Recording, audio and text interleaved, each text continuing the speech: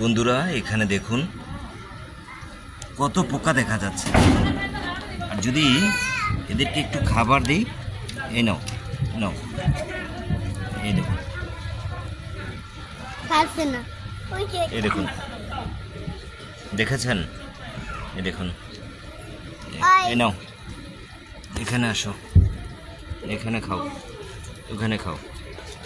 এই দেখুন, এখন এখানে চলে আসবে সবাই। দেখুন দেখুন দেখুন,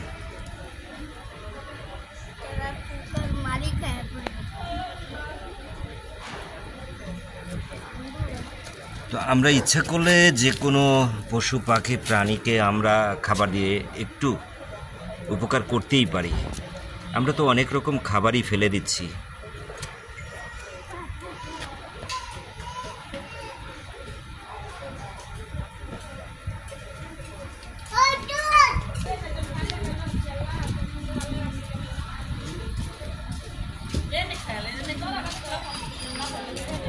নাও,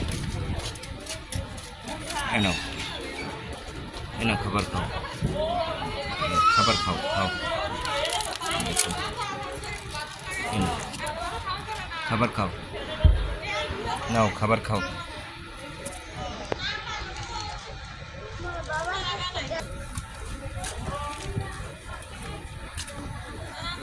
খাবার খাচ্ছে, এই নাও খাবার খাও, এটা নাও।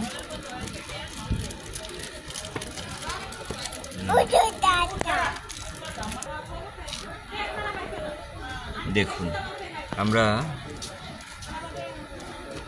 একটু খাবার দিয়েছি, তাতে কতগুলো তেলাপোকা কত দিক থেকে আসতেছে।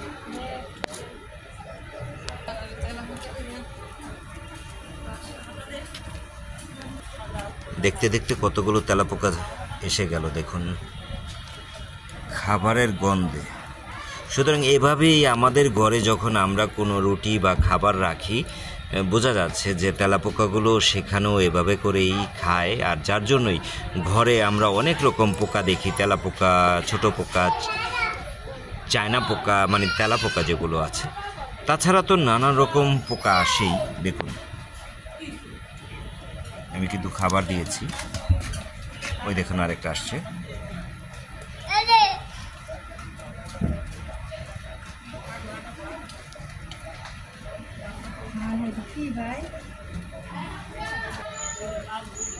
তো এই অবস্থা হচ্ছে ঘরের মধ্যে। যখনই যে যাই রাখবেন অবশ্যই ঢেকে রাখবেন, না হলে এভাবে কিন্তু তেলাপোকা সেটার মধ্যে চলে আসে এবং খাবার খাচ্ছে, যা আমরা নিজেরা হয়তো খালি চোখে অনেক সময় নিজেদের চোখে দেখি না।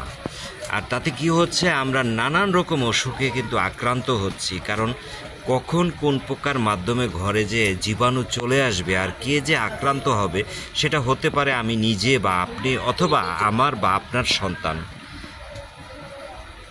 এখানে হয়তো আমরা তেলাপোকা দেখছি, কিন্তু আসলে শুধু তেলাপোকা না, নানান রকম পোকা বা কীট পতঙ্গ যাই বলি না কেন, তারাও আসে। দেখুন, মনে রাখতে হবে আমাদের নিজেদের সুরক্ষা আমাদেরকে নিজেদেরকেই রাখা উচিত। কারণ আপনার আমার পরিবারের জন্য যতটা মায়া হবে, সেটা কিন্তু আরেকজনের পরিবারের জন্য। হয়তো আমরা ডাক্তারের কাছে যাচ্ছি চিকিৎসা নেওয়ার জন্য, কিন্তু তারা কিন্তু আমাদের ঘরের এই জীবাণুগুলো দূর করতে পারছে না।